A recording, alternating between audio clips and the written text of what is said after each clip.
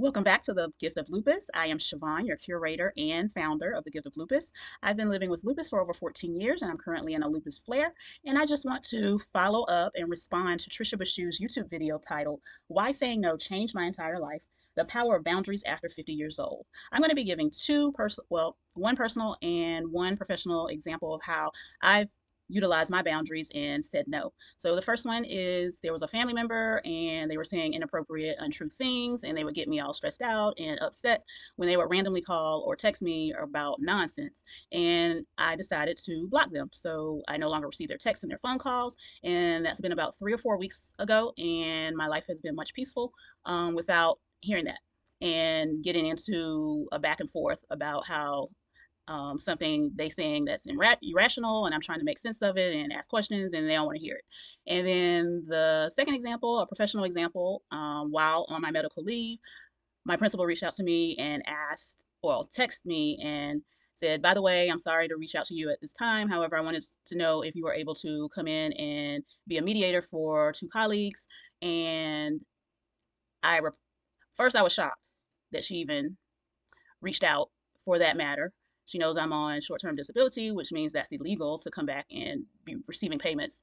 And they find out about it. And then two, I'm trying to heal. Why are you trying to pull me back into some crisis mode at work? And then she sent another, I didn't mention that my response. So then I responded back and said, no, I don't have the bandwidth. And then she replied back, thank you for considering. By the way, we hired a consultant.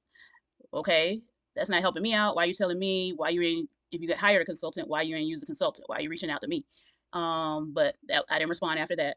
And that let me know that it's still crisis mode and unsettling things happening at work, as well as the consultant isn't a school employee. Therefore, we are going to be pushed for time regarding all their other clients. So we won't be their priority in the event that a crisis matter arises. So when I go back, then it'll be me again. So long story short, I said no, and I'm proud of myself for saying no. And I want to hear from you in the comments and let me know how been putting up boundaries and how you have been prioritizing your health and putting yourself first and putting your peace of mind first in the comments. I would love to hear from you.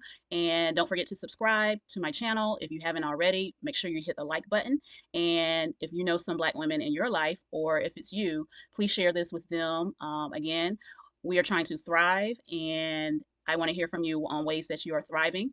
I look forward to seeing you next weekend. Next weekend will be part one of my two-part series regarding healthcare in the United States is a joke. I've been battling some issues regarding my own healthcare insurance while I'm trying to heal, and that's been frustrating. And I want to share some examples, and I want to hear from you. Until next week, take care.